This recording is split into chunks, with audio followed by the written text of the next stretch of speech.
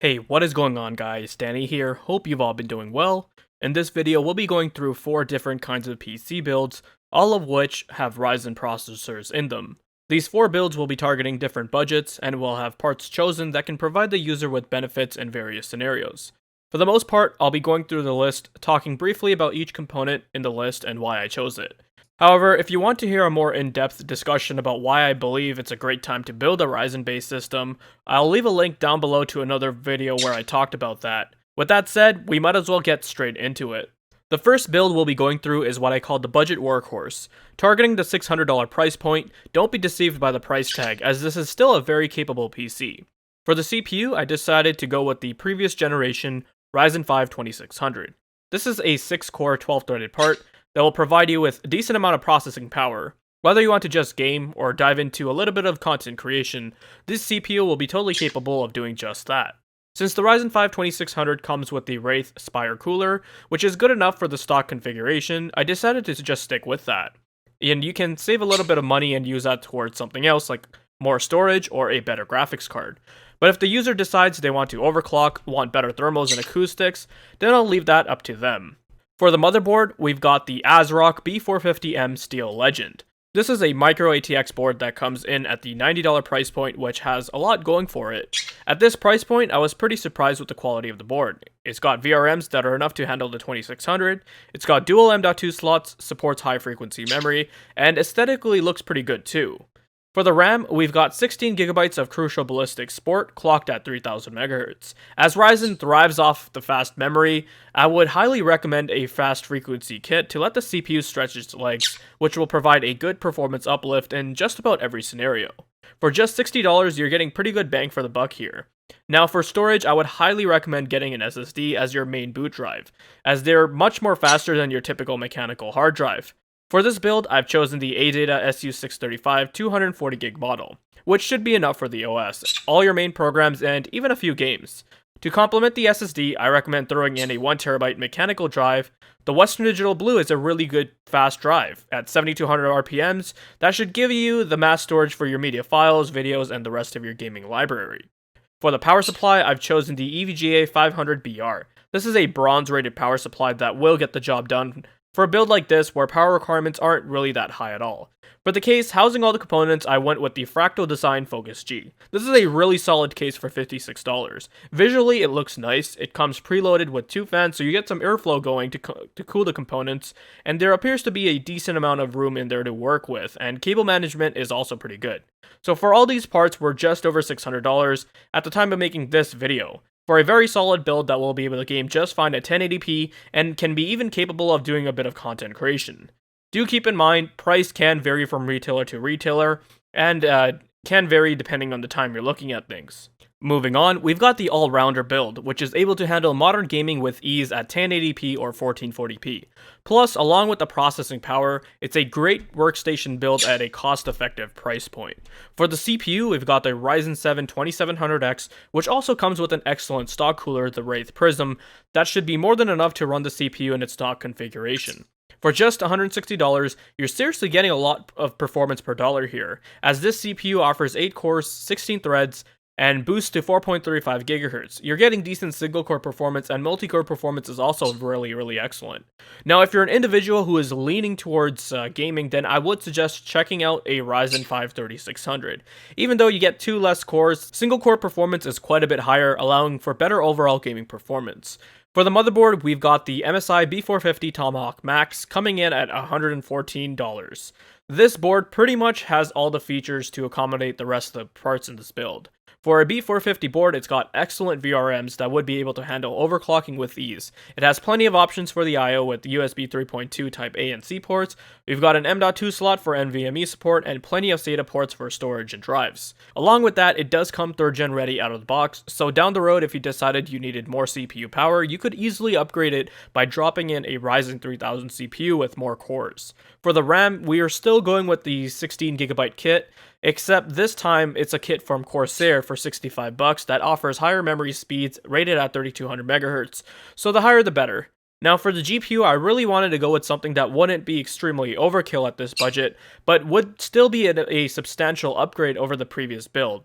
So I decided to go with the XFX RX 5700 double dissipation model. At $320, this GPU offers really good performance per dollar.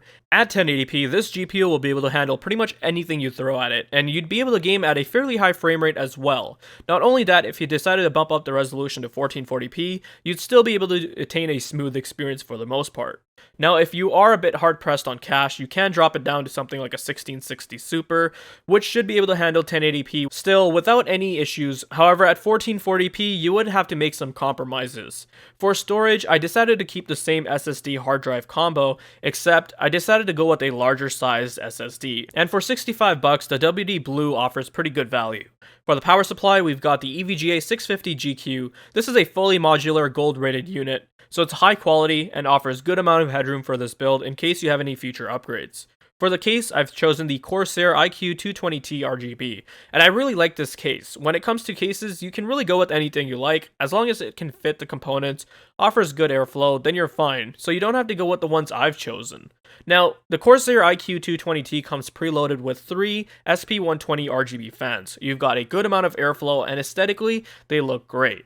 The case also has filters to prevent dust from building up, and that's good as it keeps your build clean. It's also got a PSU shroud to help hide clutter of cables, and to help alleviate that cable management. The case also offers lots of loops in the back, so it's pretty excellent in that regard. Overall, it's a sleek case that will get the job done and provide the user with lots of benefits in regards to building.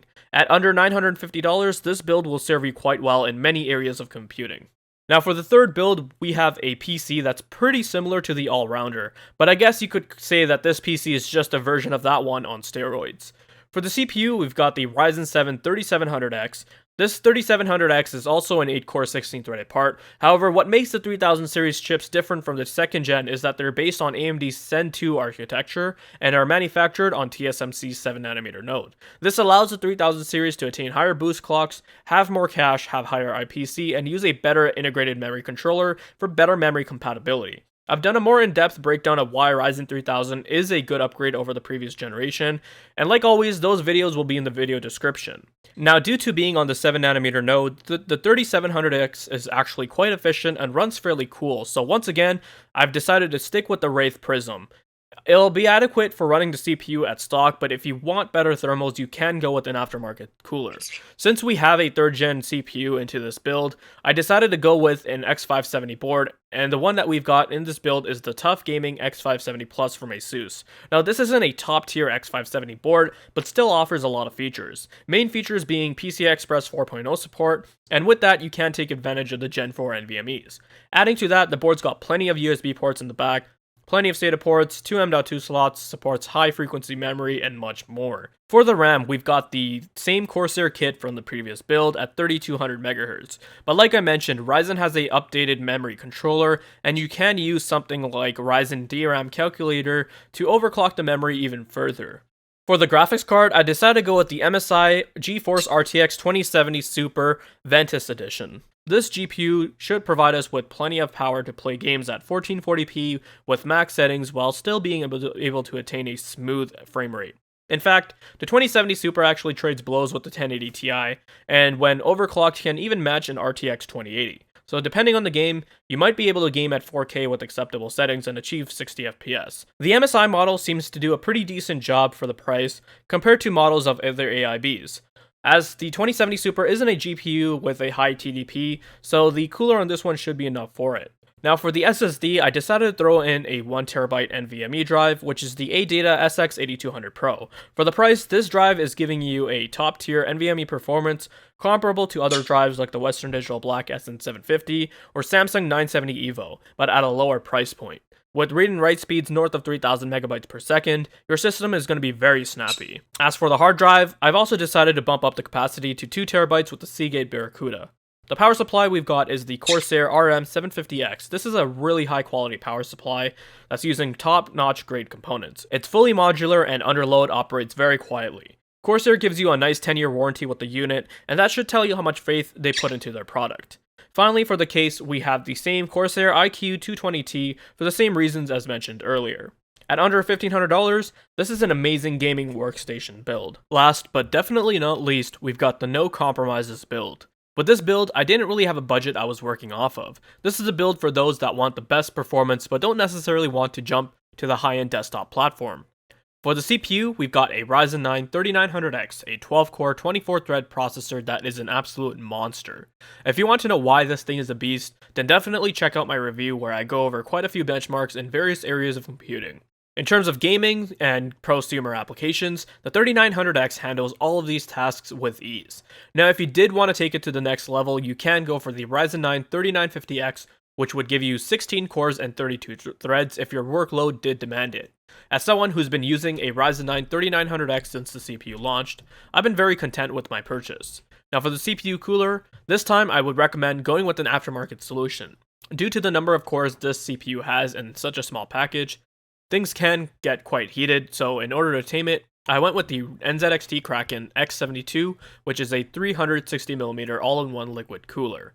This CPU cooler should have no trouble keeping temps low on the CPU and under load as well. Plus, with the amount of surface area the radiator has to work with, you can ensure it'll be performing quietly under load. For the motherboard, I decided to go with the Gigabyte X570 Aorus Master. This motherboard is an absolute tank. It's got loads of features, one of the best VRMs for an X570 board, 3 M.2 slots, tons of SATA ports, shielded PCI Express slots, Wi-Fi 6 with Bluetooth 5.0, and so much more. It's pretty much got all the bells and whistles. For the RAM, I decided to go with a 32GB kit from G.Skill. This is their Trident Z Neo series that runs at 3600 MHz with CAS latency rating of 16. So it gives you that fast frequency for the CPU to stretch its legs, and latency wouldn't be too bad either. Now for the graphics card, I decided to go with the MSI RTX 2080 Super Gaming X Trio model, which is a beast of a GPU. I've done a review for this GPU and it's excellent. The cooler on this card is fantastic, which keeps the card very cool under load and is almost inaudible. With this graphics card, you're going to be getting impeccable 1440p gaming, and it can even do 4K gaming decently for the most part as well. For the SSD, we've got the Corsair MP600 in its 1TB capacity, and one of the reasons why I went with this particular model is because it's got a new Gen 4 NVMe that can be fully leveraged on the X570 platform. With read and write speeds of up to 4950 and 4250 megabytes per second, you're going to be having a blazing fast machine. Now for the mass storage, I upgraded the drive to a Western Digital Black 4TB to retain top tier HDD performance, but still giving us plenty of storage to hold all of our media. For the power supply, we've got the Seasonic Focus Gold 1000 watt. It's an overkill PSU for this build, but this way, in case you want to do any upgrades and expand on the build, you'll be covered with the extra headroom. Now for the case, I went with the Lian Li 011. I'm a huge fan of dual chambered cases due to various reasons, such as the large amount of room you get inside to work in. They provide lots of fan mounts, so airflow is excellent, and this case aesthetically looks great as you have a large transparent panel to show off all your components inside. So with a build like this, it should go without saying you can accomplish a lot with it. If you're an individual who wants the best of both worlds, that is high-end gaming with a high refresh rate monitor, this build can certainly achieve that, along with being able to edit videos in 4K, for example, or streaming to a popular platform on the internet. The possibilities are endless. Well, there you guys have it. 4 builds that I recommend which tackle various budgets and user scenarios. Like I mentioned, all the parts will be linked in the video description, so if you are interested in building a PC using the ones that I mentioned, you'll definitely be able to do that. Do keep in mind though that prices can vary depending on the time you're watching this video, and availability of stock. And if there are any parts in these builds that you want to change or want something else that suits your preferences better, you can totally do that. I would say use these builds as a guideline. If you guys found this video to be informative and helpful, leave a like. Let me know your questions, comments down below. Check out the video description for my other videos and ways to support the channel. If you're interested in more content like this, then make sure you're subscribed. Thanks for watching, take care, and I'll see you guys in the next one.